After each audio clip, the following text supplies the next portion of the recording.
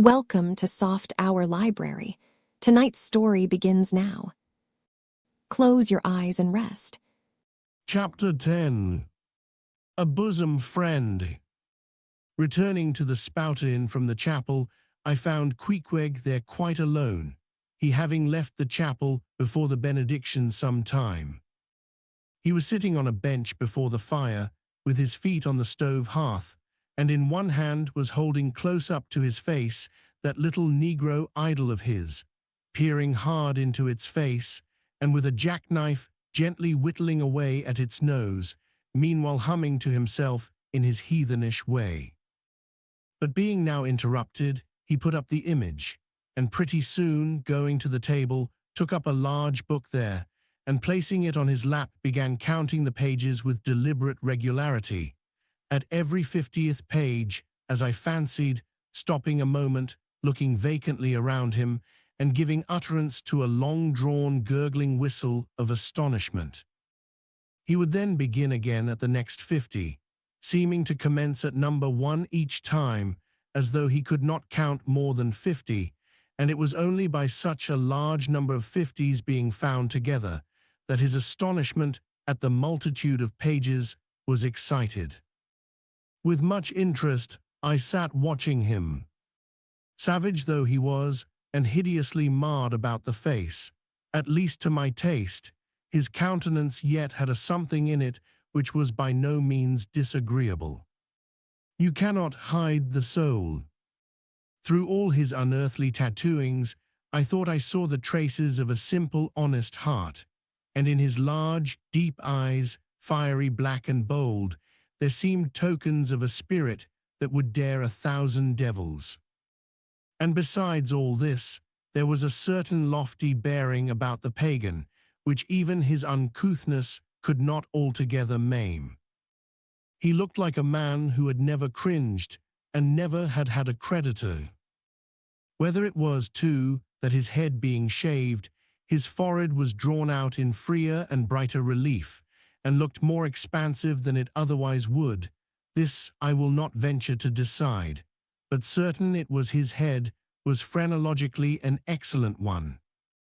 It may seem ridiculous, but it reminded me of General Washington's head, as seen in the popular busts of him. It had the same long, regularly graded retreating slope from above the brows, which were likewise very projecting, like two long promontories thickly wooded on top. Queequeg was George Washington cannibalistically developed. Whilst I was thus closely scanning him, half pretending meanwhile to be looking out at the storm from the casement, he never heeded my presence, never troubled himself with so much as a single glance, but appeared wholly occupied with counting the pages of the marvelous book.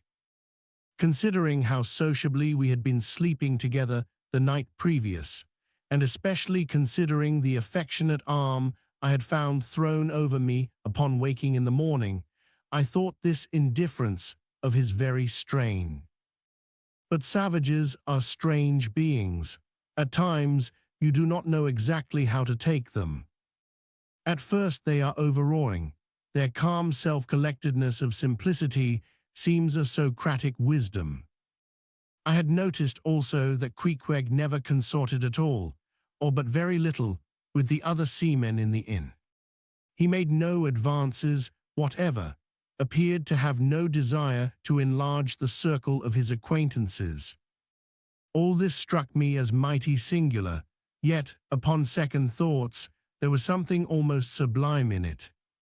Here was a man some 20,000 miles from home, by the way of Cape Horn, that is, which was the only way he could get there, thrown among people as strange to him as though he were in the planet Jupiter, and yet he seemed entirely at his ease, preserving the utmost serenity, content with his own companionship, always equal to himself.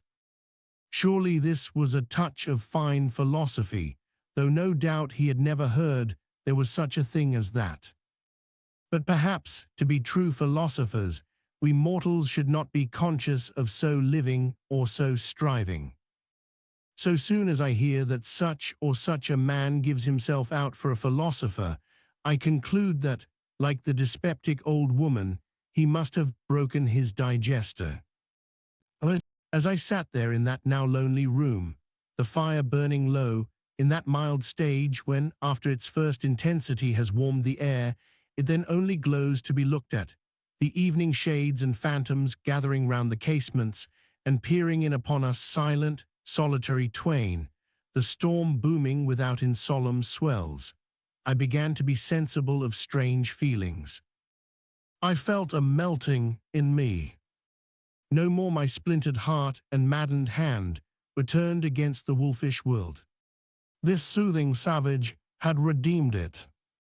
There he sat, his very indifference speaking a nature in which there lurked no civilized hypocrisies and bland deceits. Wild he was, a very sight of sights to see, yet I began to feel myself mysteriously drawn towards him.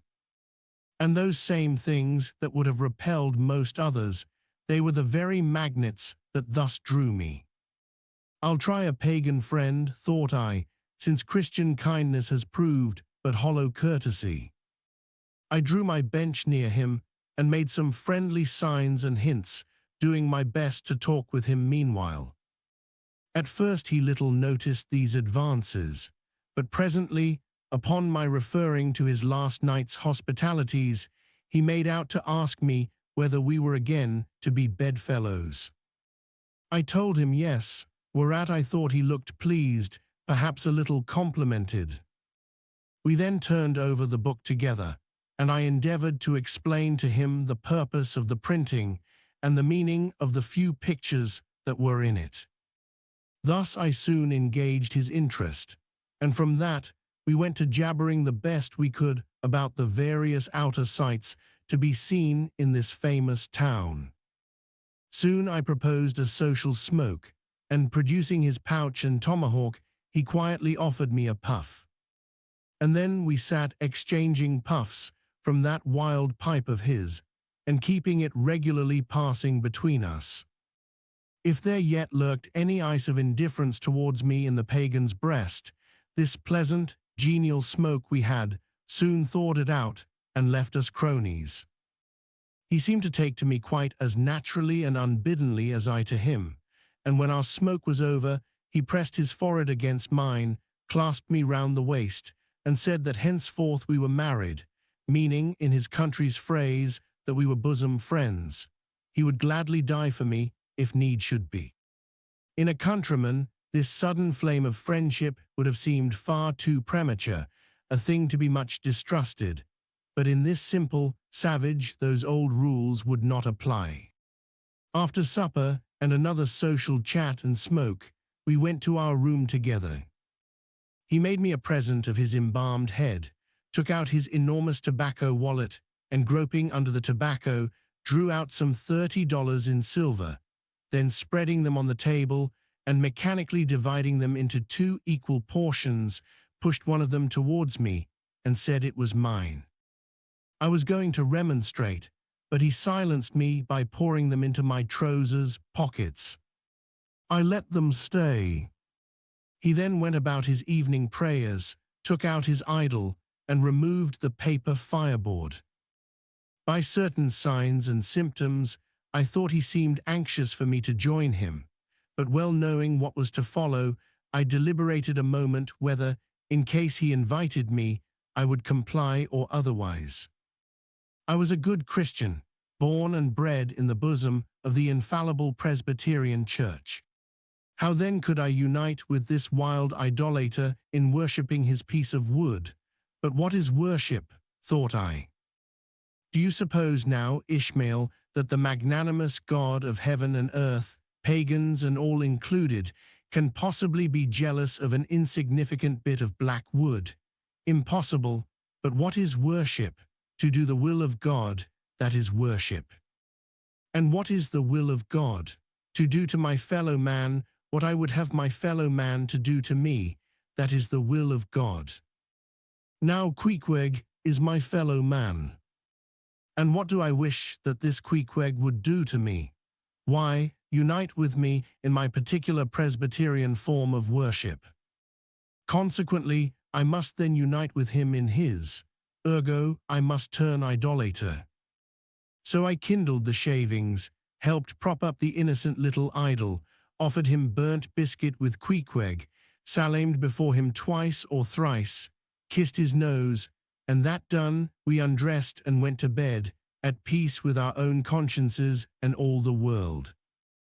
But we did not go to sleep without some little chat. How it is I know not, but there is no place like a bed for confidential disclosures between friends. Man and wife, they say, they open the very bottom of their souls to each other, and some old couples often lie and chat over old times till nearly morning. Thus then in our heart's honeymoon lay I and Queequeg, a cozy, loving pair. Chapter 11. Nightgown. We had lain thus in bed, chatting and napping at short intervals, and Queequeg now and then affectionately throwing his brown tattooed legs over mine, and then drawing them back. So entirely sociable and free and easy were we, when at last, by reason of our confabulations, what little nappishness remained in us altogether departed, and we felt like getting up again, though daybreak was yet some way down the future. Yes, we became very wakeful, so much so that our recumbent position began to grow wearisome, and by little and little we found ourselves sitting up, the clothes well tucked around us, leaning against the headboard with our 4 knees drawn up close together, and our 2 noses bending over them as if our knee-pans were warming pans. We felt very nice and snug, the more so since it was so chilly out of doors, indeed out of bedclothes too, seeing that there was no fire in the room. The more so, I say, because truly to enjoy bodily warmth, some small part of you must be cold, for there is no quality in this world that is not what it is merely by contrast. Nothing exists in itself. If you flatter yourself that you are all over comfortable and have been so a long time, then you cannot be said to be comfortable any more. But if, like Queequeg and me in the bed, the tip of your nose or the crown of your head be slightly chilled, why then, indeed, in the general consciousness you feel most delightfully and unmistakably warm. For this reason, a sleeping apartment should never be furnished with a fire, which is one of the luxurious discomforts of the rich. For the height of this sort of deliciousness is to have nothing but the blanket between you and your snugness and the cold of the outer air. Then there you lie like the one warm spark in the heart of an Arctic crystal. We had been sitting in this crouching manner for some time, when all at once I thought I would open my eyes, for when between sheets, whether by day or by night, and whether asleep or awake, I have a way of always keeping my eyes shut, in order the more to concentrate the snugness of being in bed. Because no man can ever feel his own identity aright except his eyes be closed, as if darkness were indeed the proper element of our essences, though light be more congenial to our clayey part. Upon opening my eyes then, and coming out of my own pleasant and self-created darkness into the imposed and coarse outer gloom of the unilluminated 12 o'clock at night, I experienced a disagreeable revulsion. Nor did I at all object to the hint from Queequeg that perhaps it were best to strike a light, seeing that we were so wide awake, and besides he felt a strong desire to have a few quiet puffs from his tomahawk. Be it said that though I had felt such a strong repugnance to his smoking in the bed the night before, yet see how elastic our stiff prejudices grow when love once comes to bend them.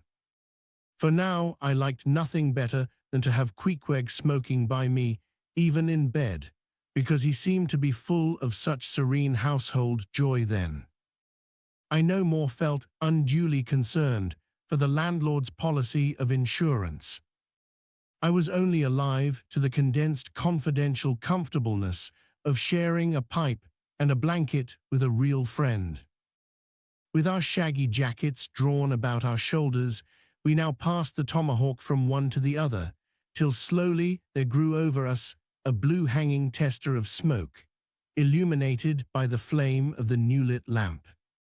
Whether it was that this undulating tester rolled the savage away to far distant scenes, I know not, but he now spoke of his native island, and, eager to hear his history, I begged him to go on and tell it. He gladly complied, though at the time I but ill comprehended not a few of his words, yet subsequent disclosures, when I had become more familiar with his broken phraseology, now enable me to present the whole story such as it may prove in the mere skeleton I give. Chapter 12. Biographical. Queequeg was a native of Roccavoco, an island far away to the west and south. It is not down in any map, true places never are. When a new-hatched savage running wild about his native woodlands in a grass clout, followed by the nibbling goats, as if he were a green sapling. Even then, in Queequeg's ambitious soul, lurked a strong desire to see something more of Christendom than a specimen whaler or two. His father was a high chief, a king, his uncle a high priest, and on the maternal side he boasted aunts who were the wives of unconquerable warriors. There was excellent blood in his veins, royal stuff, though sadly vitiated, I fear, by the cannibal propensity he nourished in his untutored youth. A Sag Harbor ship visited his father's bay, and Queequeg sought a passage to Christian lands. But the ship, having her full complement of seamen, spurned his suit, and not all the king, his father's influence, could prevail. But Queequeg vowed a vow. Alone in his canoe, he paddled off to a distant strait, which he knew the ship must pass through when she quitted the island. On one side was a coral reef, on the other a low tongue of land, covered with mangrove thickets that grew out into the water. Hiding his canoe still afloat among these thickets, with its prow seaward, he sat down in the stern, paddle low in hand, and when the ship was gliding by like a flash he darted out, gained her side, with one backward dash of his foot capsized and sank his canoe, climbed up the chains, and throwing himself at full length upon the deck, grappled a ring-bolt there, and swore not to let it go, though hacked in pieces. In vain the captain threatened to throw him overboard, suspended a cutlass over his naked wrists. Queequeg was the son of a king, and Queequeg budged not. Struck by his desperate dauntlessness and his wild desire to visit Christendom, the captain at last relented and told him he might make himself at home. But this fine young savage, this sea prince of Wales, never saw the captain's cabin. They put him down among the sailors and made a whaleman of him. But like Tsar Peter content to toil in the shipyards of foreign cities, Queequeg disdained no seeming ignominy, if thereby he might happily gain the power of enlightening his untutored countrymen. For at bottom, so he told me, he was actuated by a profound desire to learn among the Christians the arts whereby to make his people still happier than they were, and more than that, still better than they were. But alas, the practices of whalemen soon convinced him that even Christians could be both miserable and wicked, infinitely more so than all his father's heathens. Arrived at last in old Sag Harbor, and seeing what the sailors did there, and then going on to Nantucket, and seeing how they spent their wages in that place also, poor Queequeg gave it up for lost. Thought he, it's a wicked world in all meridians, I'll die a pagan. And thus an old idolater at heart, he yet lived among these Christians, wore their clothes, and tried to talk their gibberish. Hence the queer ways about him, though now some time from home. By hints I asked him whether he did not propose going back, and having a coronation, since he might now consider his father dead and gone, he being very old and feeble at the last accounts. He answered no, not yet, and added that he was fearful Christianity, or rather Christians, had unfitted him for ascending the pure and undefiled throne of 30 pagan kings before him. But by and by, he said, he would return as soon as he felt himself baptized again. For the nonce, however, he proposed to sail about and sow his wild oats in all 4 oceans. They had made a harpooner of him, and that barbed iron was in lieu of a scepter now. I asked him what might be his immediate purpose, touching his future movements. He answered to go to sea again in his old vocation. Upon this, I told him that whaling was my own design, and informed him of my intention to sail out of Nantucket, as being the most promising port for an adventurous whaleman to embark from. He at once resolved to accompany me to that island, ship aboard the same vessel, get into the same watch, the same boat, the same mess with me, in short to share my every hap, with both my hands in his, boldly dip into the potluck of both worlds. To all this I joyously assented, for besides the affection I now felt for Queequeg, he was an experienced harpooner, and as such could not fail to be of great usefulness to one who, like me, was wholly ignorant of the mysteries of whaling, though well acquainted with the sea, as known to merchant seamen. His story being ended with his pipe's last dying puff, Queequeg embraced me, pressed his forehead against mine, and blowing out the light, we rolled over from each other, this way and that, and very soon were sleeping. Chapter 13. Wheelbarrow. Next morning, Monday, after disposing of the embalmed head to a barber for a block, I settled my own and comrade's bill, using, however, my comrade's money. The grinning landlord, as well as the boarders, seemed amazingly tickled at the sudden friendship which had sprung up between me and Queequeg, especially as Peter Coffin's cock and bull stories about him had previously so much alarmed me concerning the very person whom I now companied with. We borrowed a wheelbarrow, and embarking our things, including my own poor carpet-bag and Queequeg's canvas sack and hammock, away we went down to the Moss, the little Nantucket packet schooner moored at the wharf. As we were going along, the people stared, not at Queequeg so much, for they were used to seeing cannibals like him in their streets, but at seeing him and me upon such confidential terms. But we heeded them not, going along wheeling the barrow by turns, and Queequeg now and then stopping to adjust the sheath on his harpoon barbs. I asked him why he carried such a troublesome thing with him ashore, and whether all whaling ships did not find their own harpoons. To this, in substance, he replied that though what I hinted was true enough, yet he had a particular affection for his own harpoon, because it was of assured stuff, well tried in many a mortal combat, and deeply intimate with the hearts of whales. In short, like many inland reapers and mowers, who go into the farmers' meadows armed with their own scythes, though in no wise obliged to furnish them, even so Queequeg, for his own private reasons, preferred his own harpoon. Shifting the barrow from my hand to his, he told me a funny story about the first wheelbarrow he had ever seen. It was in Sag Harbor. The owners of his ship, it seems, had lent him one, in which to carry his heavy chest to his boarding house. Not to seem ignorant about the thing, though in truth he was entirely so, concerning the precise way in which to manage the barrow, Queequeg puts his chest upon it, lashes it fast, and then shoulders the barrow and marches up the wharf. Why, said I, Queequeg, you might have known better than that, one would think. Didn't the people laugh? Upon this, he told me another story. The people of his island of Roccavoco, it seems, at their wedding feasts, expressed the fragrant water of young coconuts into a large stained calabash like a punch-bowl, and this punch-bowl always forms the great central ornament on the braided mat where the feast is held.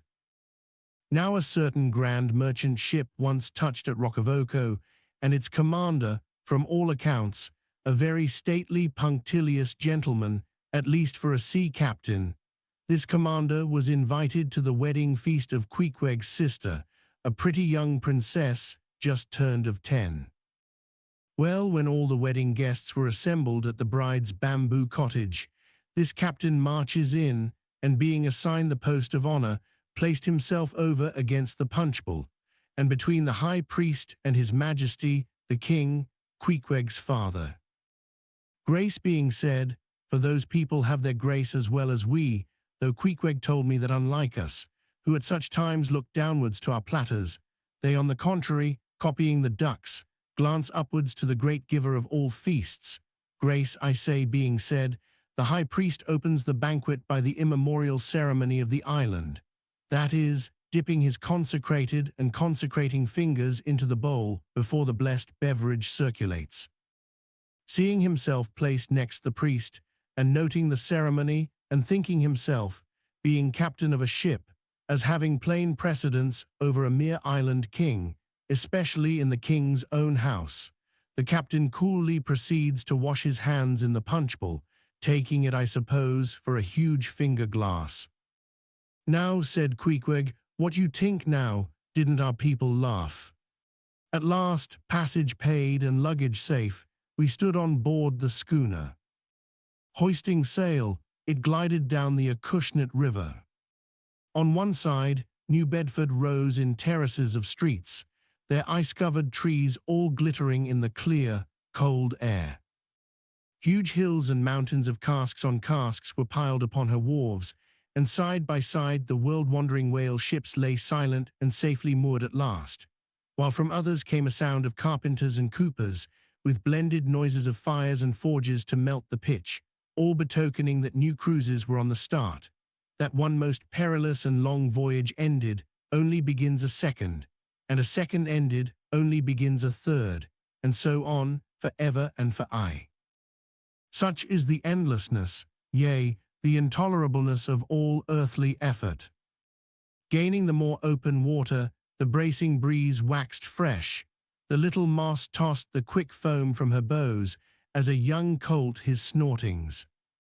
How I snuffed that Tartar air, how I spurned that turnpike earth, that common highway all over dented with the marks of slavish heels and hoofs, and turned me to admire the magnanimity of the sea which will permit no records. At the same foam fountain, Queequeg seemed to drink and reel with me. His dusky nostrils swelled apart, he showed his filed and pointed teeth. On we flew, and our offing gained, the moss did homage to the blast, ducked and dived her bows as a slave before the Sultan. Sideways leaning, we sideways darted, every rope yarn tingling like a wire, the two tall masts buckling like Indian canes in land tornadoes. So full of this reeling scene were we, as we stood by the plunging bowsprit, that for some time we did not notice the jeering glances of the passengers, a lubber-like assembly, who marveled that two fellow beings should be so companionable, as though a white man were anything more dignified than a whitewashed Negro. But there were some boobies and bumpkins there, who, by their intense greenness, must have come from the heart and center of all verdure. Queequeg caught one of these young saplings, mimicking him behind his back. I thought the bumpkin's hour of doom was come.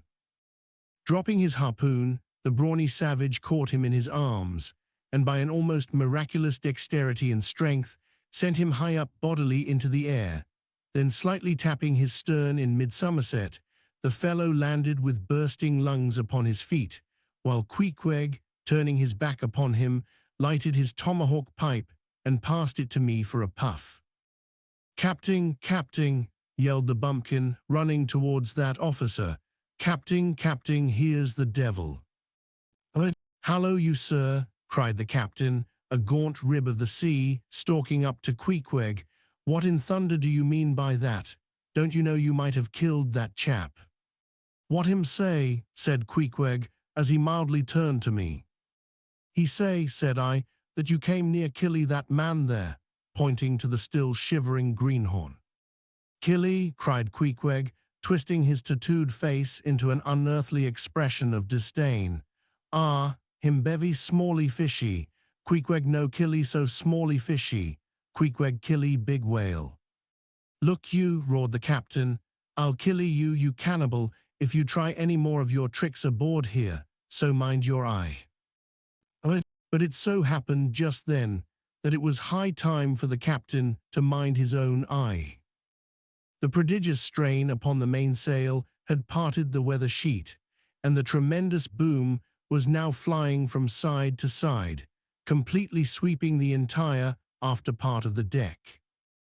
The poor fellow whom Queequeg had handled so roughly was swept overboard. All hands were in a panic, and to attempt snatching at the boom to stay it seemed madness.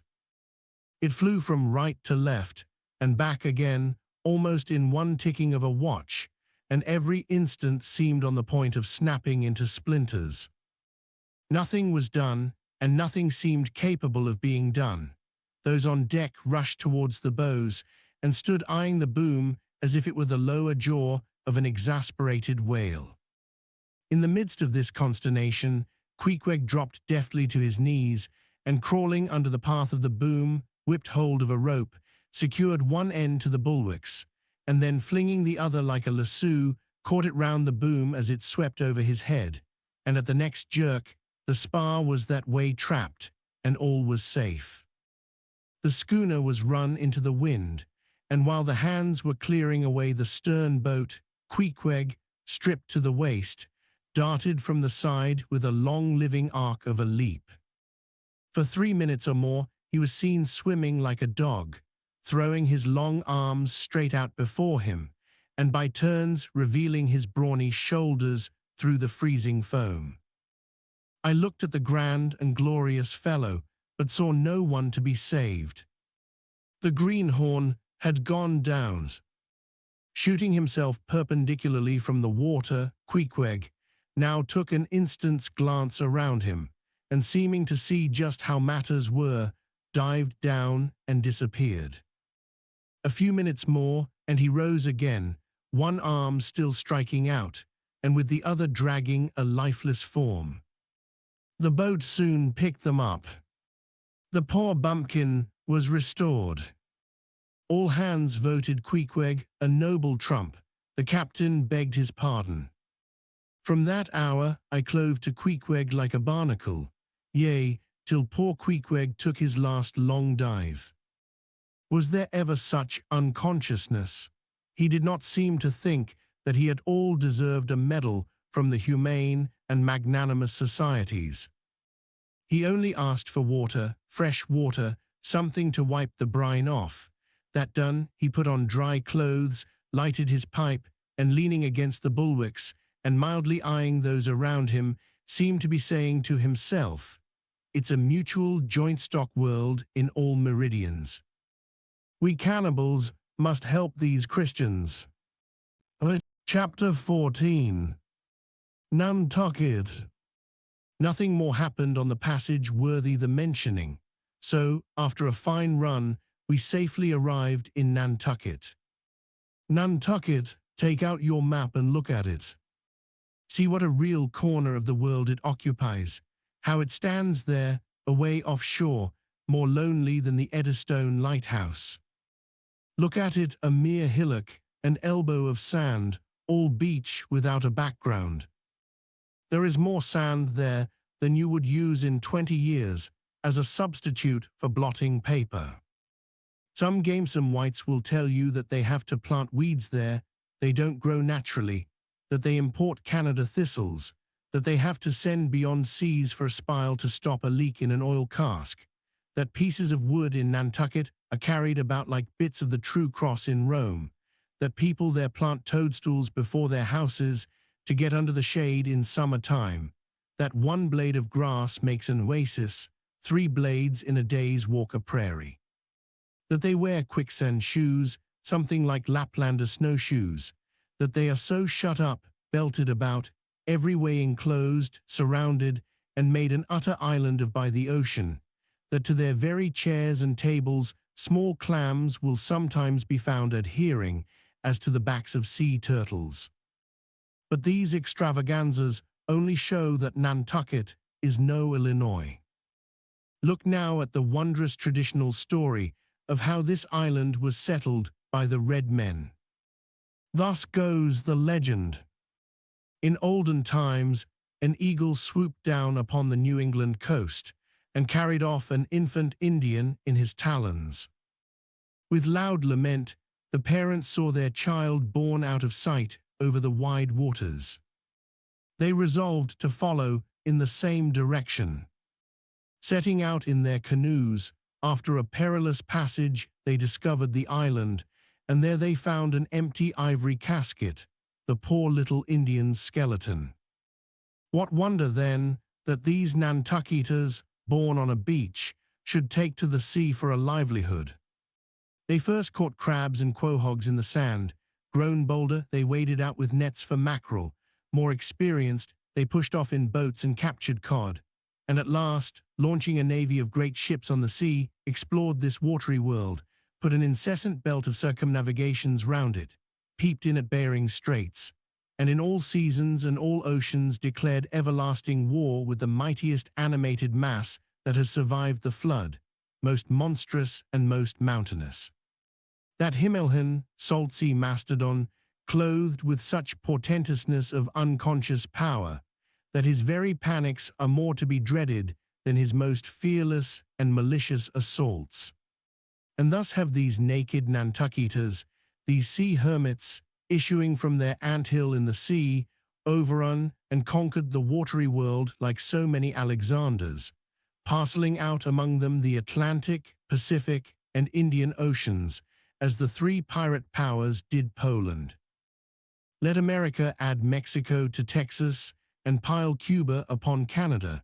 Let the English overswarm all India, and hang out their blazing banner from the sun. 2/3 of this terraqueous globe are the Nantucketers. For the sea is his, he owns it, as emperors own empires, other seamen having but a right of way through it. Merchant ships are but extension bridges, armed ones but floating forts. Even pirates and privateers, though following the sea as highwaymen the road, they but plunder other ships, other fragments of the land like themselves, without seeking to draw their living from the bottomless deep itself. The Nantucketer, he alone resides and riots on the sea. He alone, in Bible language, goes down to it in ships, to and fro ploughing it as his own special plantation. There is his home, there lies his business, which a Noah's flood would not interrupt, though it overwhelmed all the millions in China.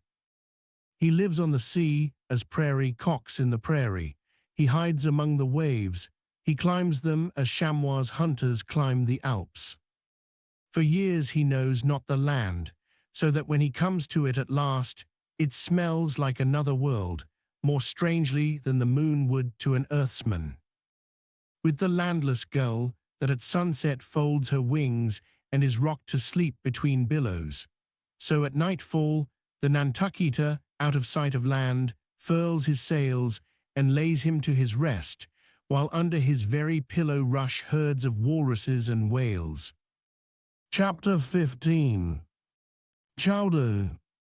It was quite late in the evening when the little Moss came snugly to anchor, and Queequeg and I went ashore, so we could attend to no business that day, at least none but a supper and a bet.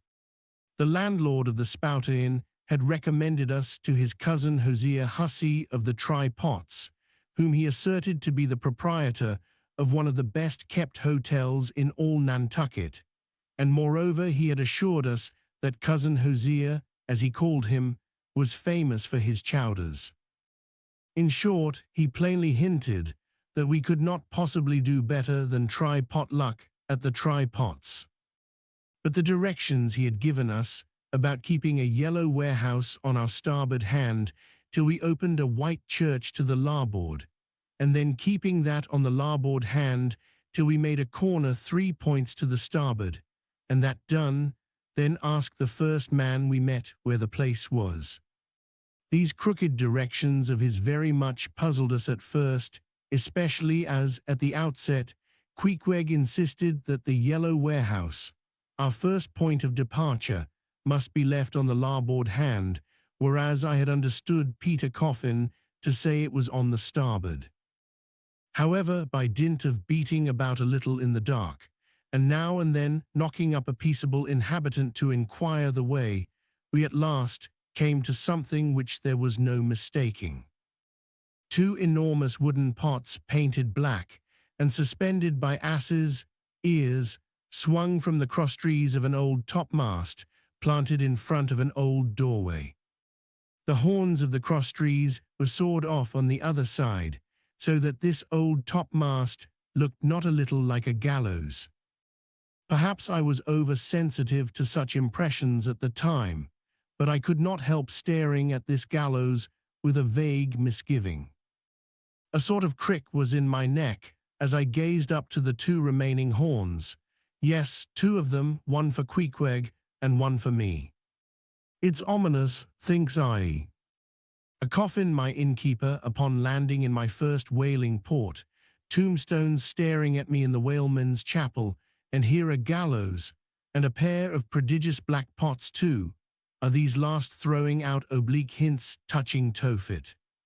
I was called from these reflections by the sight of a freckled woman with yellow hair and a yellow gown, standing in the porch of the inn under a dull red lamp swinging there that looked much like an injured eye, and carrying on a brisk scolding with a man in a purple woolen shirt.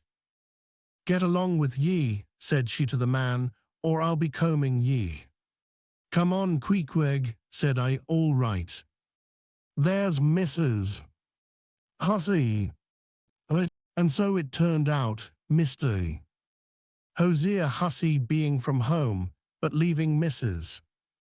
Hussey entirely competent to attend to all his affairs.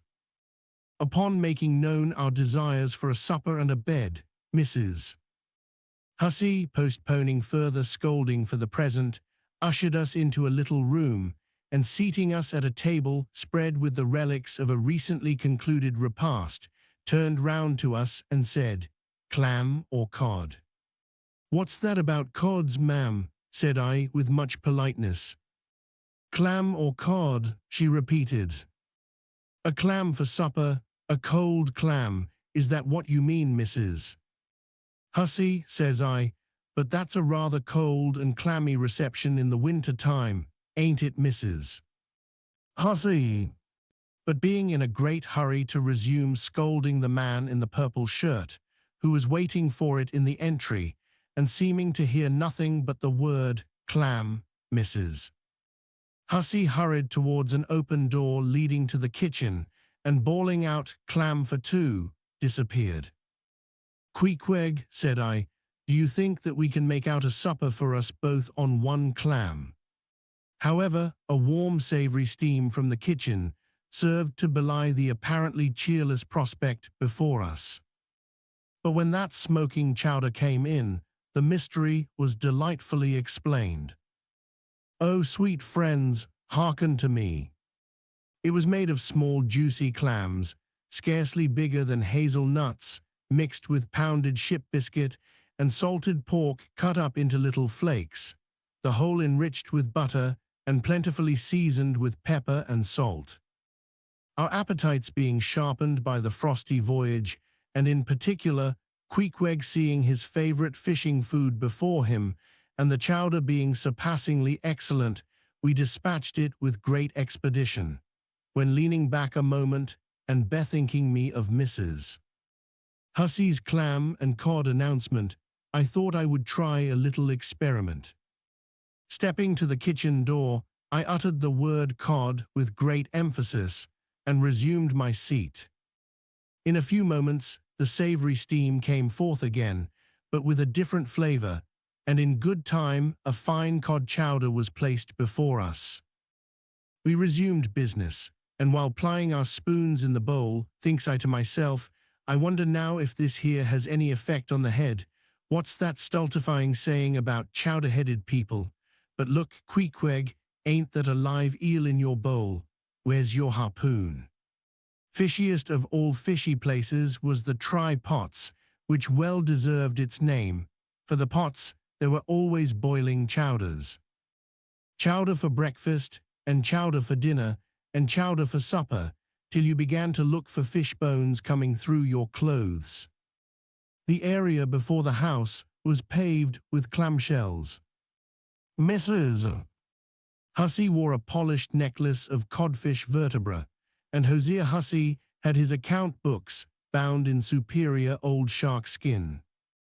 There was a fishy flavor to the milk, too, which I could not at all account for, till one morning happening to take a stroll along the beach among some fishermen's boats, I saw Hosea's brindled cow feeding on fish remnants, and marching along the sand with each foot in a cod's decapitated head, looking very slipshod, I assure ye.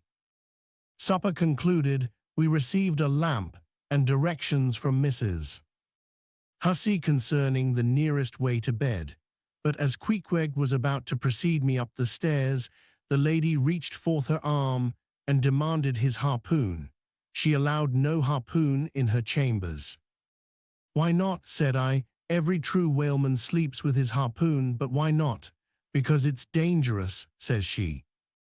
Ever since young Stiggs, coming from that unfortunate VJ of his, when he was gone 4 years and a half, with only 3 barrels of ile, was found dead in my first floor back, with his harpoon in his side. Ever since then, I allow no boarders to take sich dangerous weapons in their rooms at night. So, Mr. Queequeg, for she had learned his name, I will just take this here iron and keep it for you till morning. But the chowder, clam or cod tomorrow for breakfast, men. Both, says I, and let's have a couple of smoked herring by way of variety. Chapter 16. The Ship. In bed, we concocted our plans for the morrow. To my surprise and no small concern, Queequeg now gave me to understand that he had been diligently consulting Yojo, the name of his black little god, and Yojo had told him 2 or 3 times over, and strongly insisted upon it every way, that instead of our going together among the whaling fleet in harbour, and in concert selecting our craft, instead of this, I say, Yojo earnestly enjoined that the selection of the ship should rest wholly with me, inasmuch as Yojo purposed befriending us. And in order to do so, had already pitched upon a vessel, which, if left to myself, I, Ishmael, should infallibly light upon, for all the world as though it had turned out by chance. And in that vessel I must immediately ship myself, for the present irrespective of Queequeg. I have forgotten to mention that, in many things, Queequeg placed great confidence in the excellence of Yojo's judgment and surprising forecast of things, and cherished Yojo with considerable esteem as a rather good sort of god, who perhaps meant well enough upon the whole, but in all cases did not succeed in his benevolent designs. Now this plan of Queequeg's, or rather Yojo's, touching the selection of our craft, I did not like that plan at all. I had not a little relied upon Queequeg's sagacity to point out the whaler best fitted to carry us and our fortunes securely. But as all my remonstrances produced no effect upon Queequeg, I was obliged to acquiesce, and accordingly prepared to set about this business with a determined rushing sort of energy and vigour that should quickly settle that trifling little affair. Next morning early, leaving Queequeg shut up with Yojo in our little bedroom, for it seemed that it was some sort of Lent or Ramadan, or day of fasting, humiliation, and prayer with Queequeg and Yojo that day. How it was I never could find out, for though I applied myself to it several times, I never could master his liturgies and XXXIX articles. Leaving Queequeg, then fasting on his tomahawk pipe, and Yojo warming himself at his sacrificial fire of shavings, I sallied out among the shipping. After much prolonged sauntering and many random inquiries, I learnt that there were 3 ships up for 3 years' voyages, the Devildam, the Tit-Bit, and the Pequod. Devildam I do not know the origin of, Titbit is obvious. Pequod, you will no doubt remember, was the name of a celebrated tribe of Massachusetts Indians, now extinct as the ancient Medes. I peered and pried about the Devil Dam, from her hopped over to the Titbit, and finally, going on board the Pequod, looked around her for a moment, and then decided that this was the very ship for us. You may have seen many a quaint craft in your day, for aught I know, square-toed luggers, mountainous Japanese junks, butterbox galliots, and what not. But take my word for it, you never saw such a rare old craft as this same rare old Pequod. She was a ship of the old school, rather small if anything, with an old-fashioned claw-footed look about her. Long-seasoned and weather-stained in the typhoons and calms of all four oceans, her old hull's complexion was darkened like a French grenadier's, who has alike fought in Egypt and Siberia. Her venerable bows looked bearded.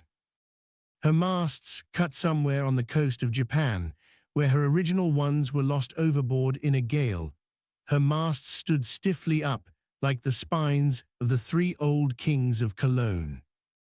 Her ancient decks were worn and wrinkled, like the pilgrim-worshipped flagstone in Canterbury Cathedral, where Becket bled. But to all these her old antiquities were added new and marvelous features, pertaining to the wild business that for more than half a century she had followed. Old Captain Peleg, many years her chief mate before he commanded another vessel of his own, and now a retired seaman and one of the principal owners of the Pequod, this old Peleg, during the term of his chief mateship, had built upon her original grotesqueness, and inlaid it all over with a quaintness both of material and device, unmatched by anything except it be Thorkelhake's carved buckler or bedstead. She was apparelled like any barbaric Ethiopian emperor, his neck heavy with pendants of polished ivory. She was a thing of trophies, a cannibal of a craft, tricking herself forth in the chaste bones of her enemies. All round, her unpanelled, open bulwarks were garnished like one continuous jaw, with the long, sharp teeth of the sperm whale inserted there for pins, to fasten her old hempen thews and tendons to. Those thews ran not through base blocks of land wood, but deftly travelled over sheaves of sea ivory. Scorning a turnstile wheel at her reverend helm, she sported there a tiller, and that tiller was in one mass, curiously carved from the long narrow lower jaw of her hereditary foe. The helmsman who steered by that tiller in a tempest felt like the Tartar when he holds back his fiery steed by clutching its jaw. A noble craft, but somehow a most melancholy. All noble things are touched with that. Now when I looked about the quarterdeck, for someone having authority in order to propose myself as a candidate for the voyage, at first I saw nobody, but I could not well overlook a strange sort of tent, or rather wigwam, pitched a little behind the main mast. It seemed only a temporary erection used in port. It was of a conical shape, some 10 feet high, consisting of the long, huge slabs of limber black bone taken from the middle and highest part of the jaws of the right whale. Planted with their broad ends on the deck, a circle of these slabs laced together, mutually sloped towards each other, and at the apex united in a tufted point, where the loose hairy fibers waved to and fro like the top knot on some old Potawatomi sachem's head. A triangular opening faced towards the bows of the ship, so that the insider commanded a complete view forward. And half concealed in this queer tenement, I at length found one who by his aspect seemed to have authority, and who, it being noon, and the ship's work suspended, was now enjoying respite from the burden of command. He was seated on an old-fashioned oaken chair, wriggling all over with curious carving, and the bottom of which was formed of a stout interlacing of the same elastic stuff of which the wigwam was constructed. There was nothing so very particular, perhaps, about the appearance of the elderly man I saw. He was brown and brawny, like most old seamen, and heavily rolled up in blue pilot cloth, cut in the Quaker style. Only there was a fine and almost microscopic network of the minutest wrinkles interlacing round his eyes, which must have arisen from his continual sailings in many hard gales and always looking to windward, for this causes the muscles about the eyes to become pursed together. Such eye wrinkles are very effectual in a scowl. "Is this the captain of the Pequod?" said I, advancing to the door of the tent. "Supposing it be the captain of the Pequod, what dost thou want of him?" he demanded. "I was thinking of shipping." "Thou wast thou? I see thou art no Nantucketer, ever been in a stove boat." "No, sir, I never have." "Dost know nothing at all about whaling, I dare say, eh?" "Nothing, sir, but I have no doubt I shall soon learn. I've been several voyages in the merchant service, and I think that—" "Merchant service be damned. Talk not that lingo to me.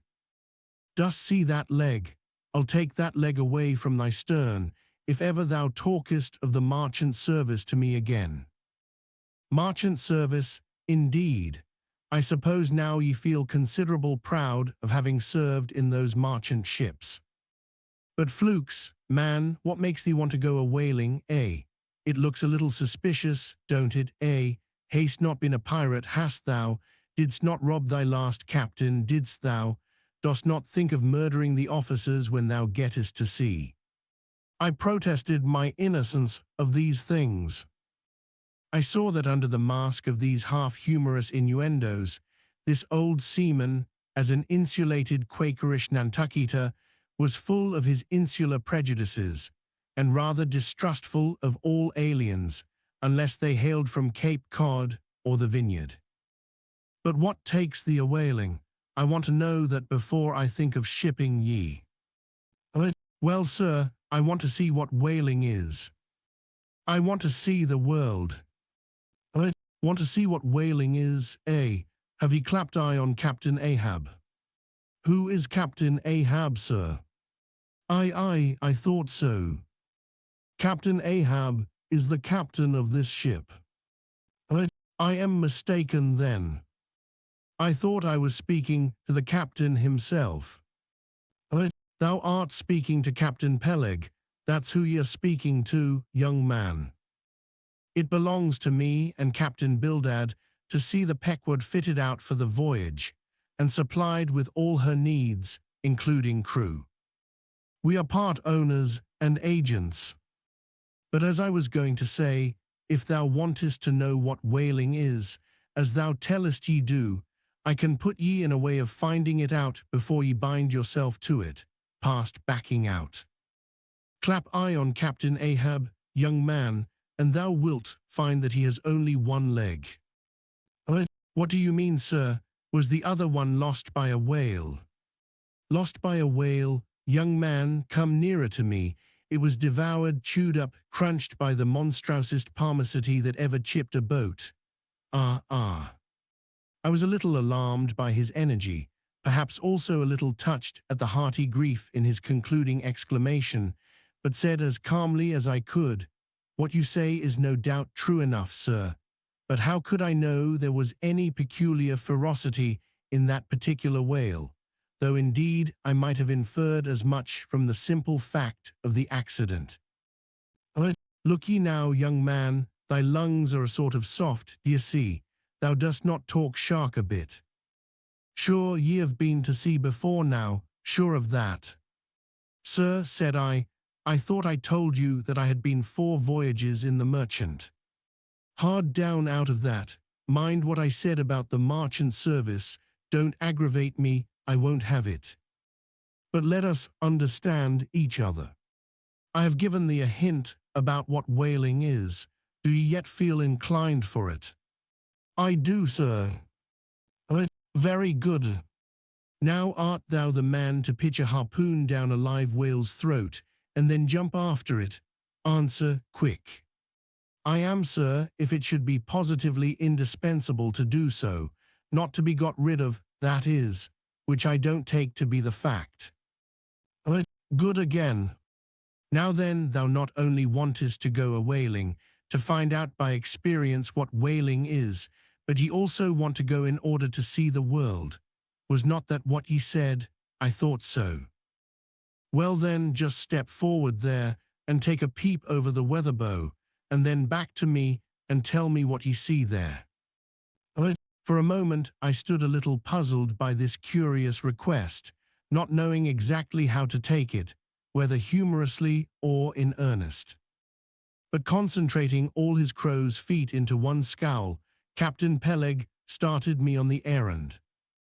Going forward and glancing over the weather bow, I perceived that the ship swinging to her anchor with the flood tide was now obliquely pointing towards the open ocean. The prospect was unlimited, but exceedingly monotonous and forbidding, not the slightest variety that I could see. "Well, what's the report?" said Peleg when I came back. "What did ye see?" "Not much," I replied. "Nothing but water. Considerable horizon though, and there's a squall coming up, I think." "Well, what dost thou think then of seeing the world? Do you wish to go round Cape Horn to see any more of it? Can't ye see the world where you stand?" I was a little staggered, but go a-whaling I must, and I would, and the Pequod was as good a ship as any, I thought the best, and all this I now repeated to Peleg. Seeing me so determined, he expressed his willingness to ship me. "And thou mayest as well sign the papers right off," he added, "come along with ye." And so saying, he led the way below deck into the cabin. Seated on the transom was what seemed to me a most uncommon and surprising figure. It turned out to be Captain Bildad, who along with Captain Peleg was one of the largest owners of the vessel, the other shares, as is sometimes the case in these ports, being held by a crowd of old annuitants, widows, fatherless children, and chancery wards, each owning about the value of a timber head or a foot of plank or a nail or two in the ship. People in Nantucket invest their money in whaling vessels, the same way that you do yours in approved state stocks, bringing in good interest. Now Bildad, like Peleg, and indeed many other Nantucketers, was a Quaker, the island having been originally settled by that sect, and to this day its inhabitants in general retain, in an uncommon measure, the peculiarities of the Quaker, only variously and anomalously modified by things altogether alien and heterogeneous. For some of these same Quakers are the most sanguinary of all sailors and whale hunters. They are fighting Quakers, they are Quakers with a vengeance. So that there are instances among them of men, who, named with scripture names, a singularly common fashion on the island, and in childhood naturally imbibing the stately dramatic thee and thou of the Quaker idiom, still, from the audacious, daring, and boundless adventure of their subsequent lives, strangely blend with these unoutgrown peculiarities, 1,000 bold dashes of character, not unworthy a Scandinavian sea king or a poetical pagan Roman. And when these things unite in a man of greatly superior natural force, with a globular brain and a ponderous heart, who has also by the stillness and seclusion of many long night watches in the remotest waters, and beneath constellations never seen here at the north, been led to think untraditionally and independently, receiving all nature's sweet or savage impressions fresh from her own virgin voluntary and confiding breast, and thereby chiefly, but with some help from accidental advantages, to learn a bold and nervous lofty language, that man makes one in a whole nation's census, a mighty pageant creature, formed for noble tragedies. Nor will it at all detract from him, dramatically regarded, if either by birth or other circumstances, he have what seems a half-willful overruling morbidness at the bottom of his nature.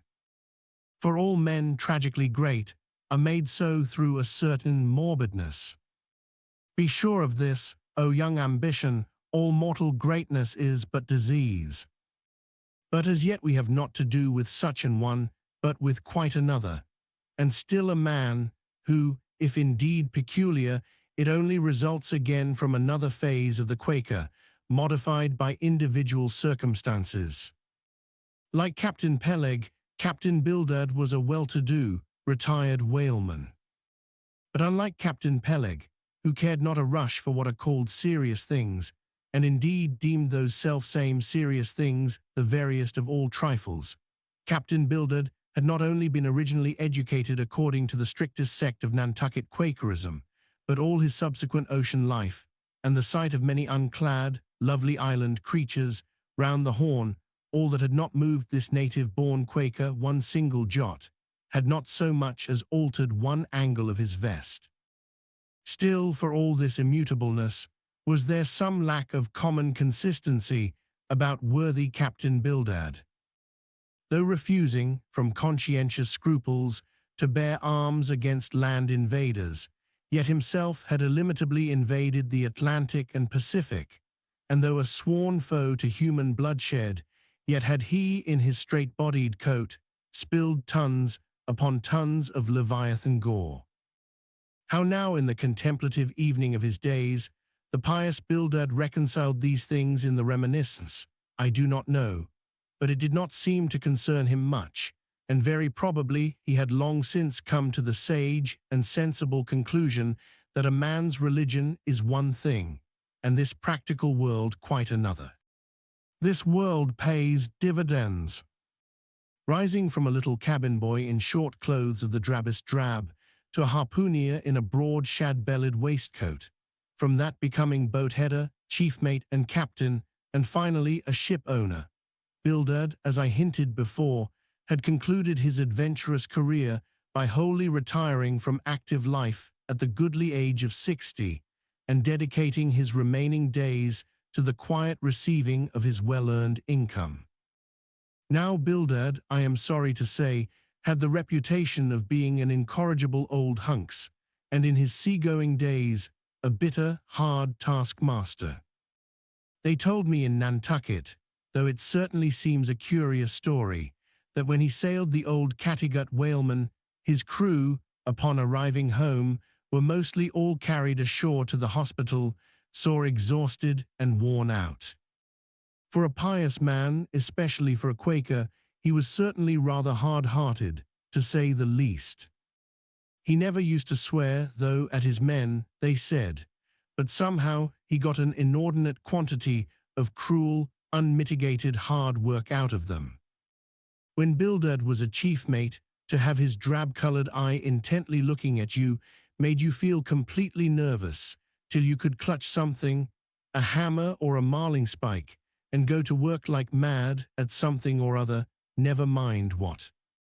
Indolence and idleness perished before him.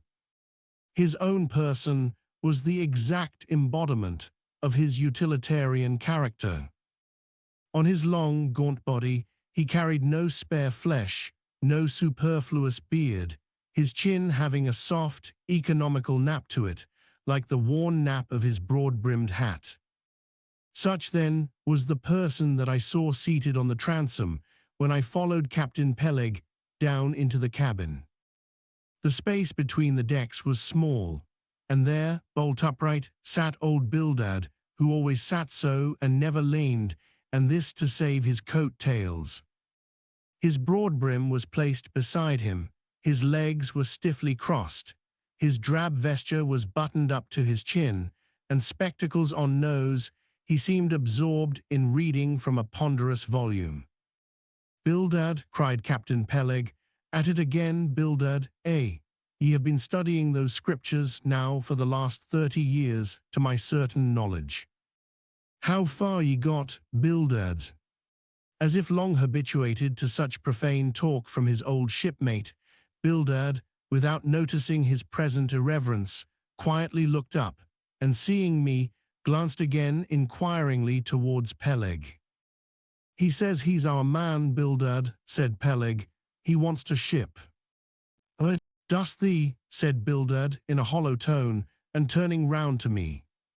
"I dust," said I unconsciously. He was so intense a Quaker. "What do you think of him, Bildad?" said Peleg. "He'll do," said Bildad, eyeing me, and then went on spelling away at his book in a mumbling tone quite audible.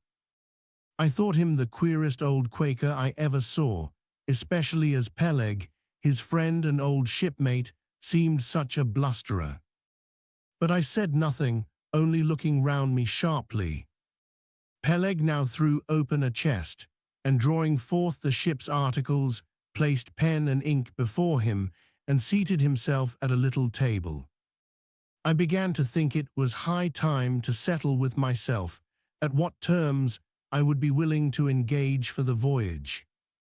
I was already aware that in the whaling business they paid no wages, but all hands, including the captain, received certain shares of the profits called lays, and that these lays were proportioned to the degree of importance pertaining to the respective duties of the ship's company. I was also aware that being a green hand at whaling, my own lay would not be very large, but considering that I was used to the sea, could steer a ship, splice a rope, and all that, I made no doubt that from all I had heard I should be offered at least the 275th lay. That is, the 275th part of the clear net proceeds of the voyage, whatever that might eventually amount to.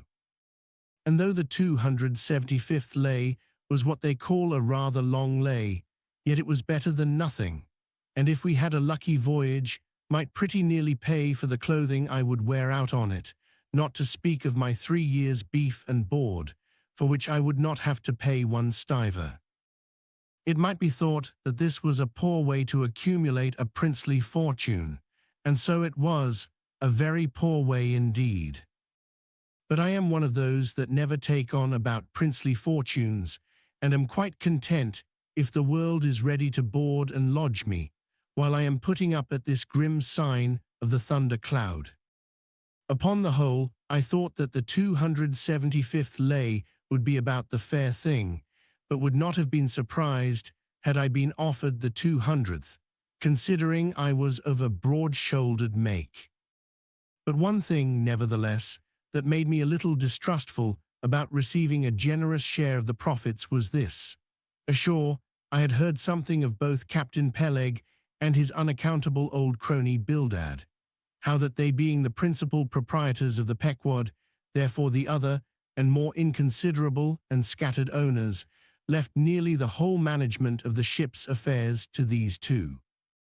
And I did not know but what the stingy old Bildad might have a mighty deal to say about shipping hands, especially as I now found him on board the Pequod, quite at home there in the cabin, and reading his Bible as if at his own fireside.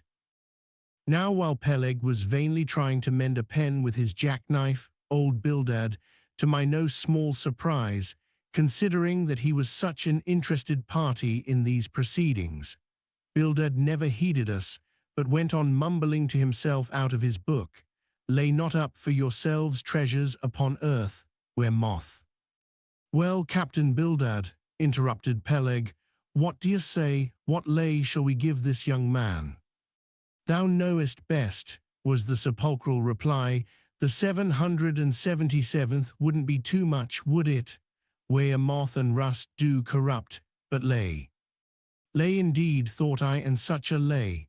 The 777th. Well, old Bildad, you are determined that I, for one, shall not lay up many lays here below, where moth and rust do corrupt.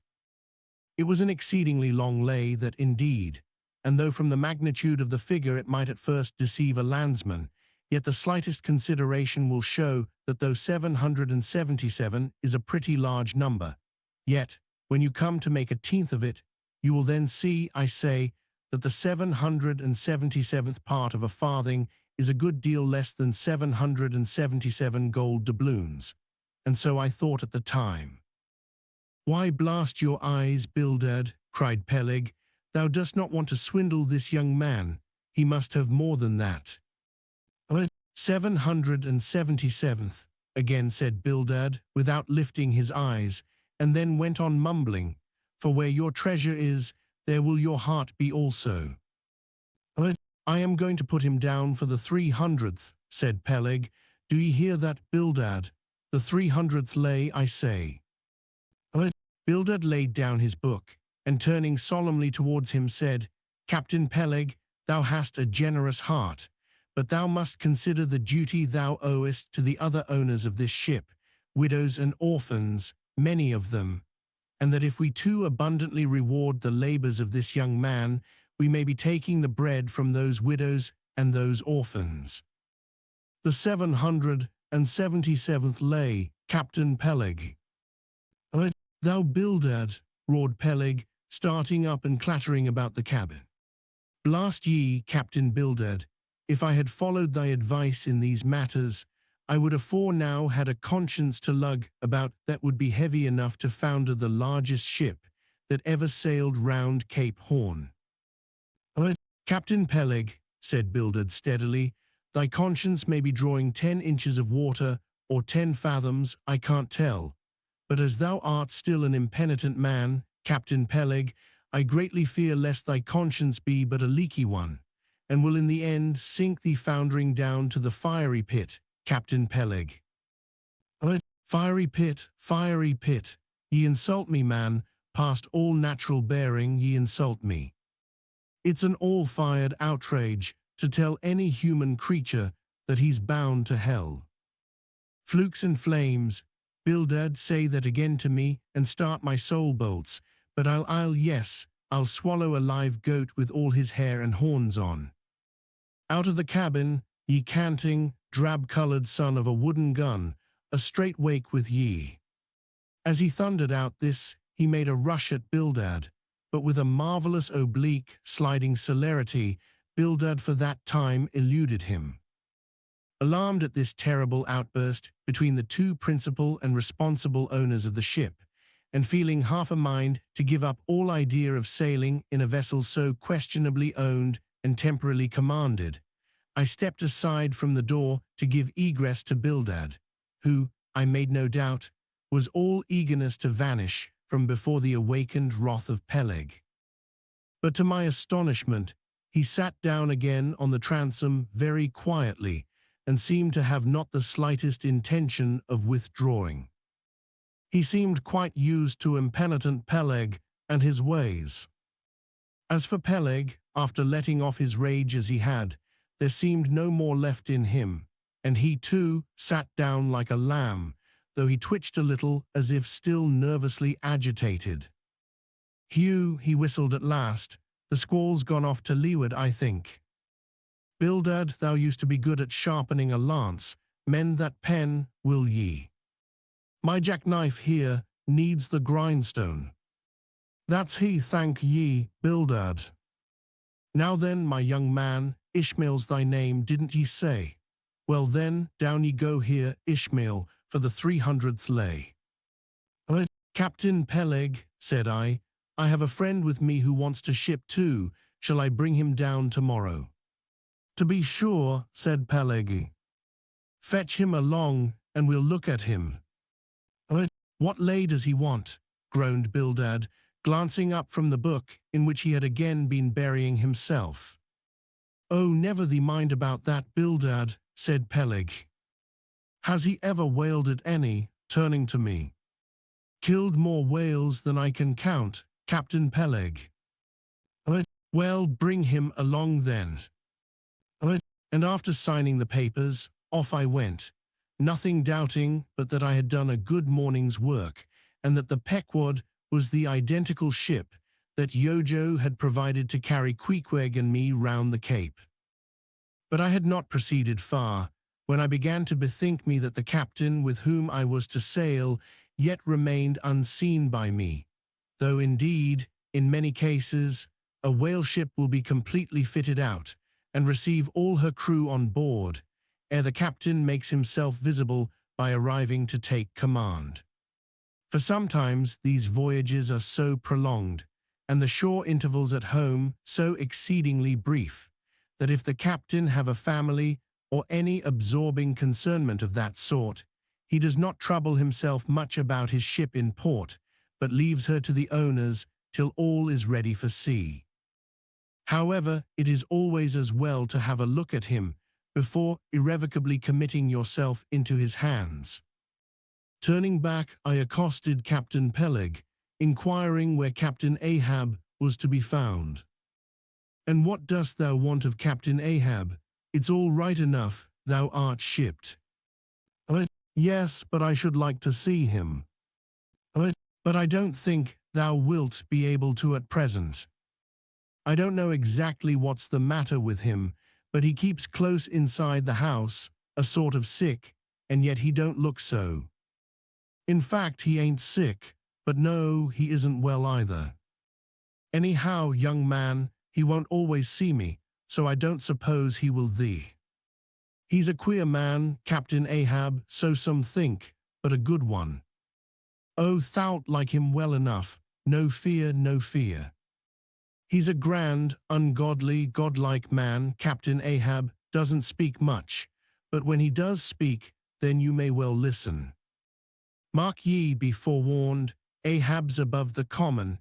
Ahab's been in colleges, as well as 'mong the cannibals, been used to deeper wonders than the waves, fixed his fiery lance in mightier, stranger foes than whales.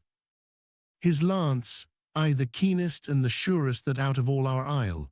Oh, he ain't Captain Bildad, no, and he ain't Captain Peleg, he's Ahab, boy, and Ahab of old, thou knowest, was a crowned king. And a very vile one. When that wicked king was slain, the dogs, did they not lick his blood? Come hither to me, hither, hither, said Peleg, with a significance in his eye that almost startled me. Look ye, lad, never say that on board the Pequod. Never say it anywhere. Captain Ahab did not name himself. 'Twas a foolish, ignorant whim of his crazy, widowed mother, who died when he was only a 12-month old. And yet the old squaw Tistig, at Gayhead, said that the name would somehow prove prophetic. And perhaps other fools like her may tell thee the same. I wish to warn thee. It's a lie. I know Captain Ahab well. I've sailed with him as mate years ago. I know what he is, a good man, not a pious, good man like Bildad, but a swearing good man, something like me, only there's a good deal more of him. I know that he was never very jolly, and I know that on the passage home he was a little out of his mind for a spell, but it was the sharp shooting pains in his bleeding stump that brought that about, as anyone might see. I know, too, that ever since he lost his leg last voyage by that accursed whale, he's been a kind of moody, desperate moody, and savage sometimes, but that will all pass off. And once for all, let me tell thee and assure thee, young man, it's better to sail with a moody good captain than a laughing bad one. So good-bye to thee, and wrong not Captain Ahab, because he happens to have a wicked name. Besides, my boy, he has a wife, not 3 voyages wedded, a sweet, resigned girl. Think of that, by that sweet girl that old man has a child. Hold ye then there can be any utter, hopeless harm in Ahab? No, no, my lad, stricken, blasted, if he be, Ahab has his humanities. As I walked away, I was full of thoughtfulness. What had been incidentally revealed to me of Captain Ahab filled me with a certain wild vagueness of painfulness concerning him. And somehow, at the time, I felt a sympathy and a sorrow for him, but for I don't know what, unless it was the cruel loss of his leg. And yet I also felt a strange awe of him, but that sort of awe, which I cannot at all describe, was not exactly awe. I do not know what it was. But I felt it, and it did not disincline me towards him, though I felt impatience at what seemed like mystery in him, so imperfectly as he was known to me then. However, my thoughts were at length carried in other directions, so that, for the present, dark Ahab slipped my mind,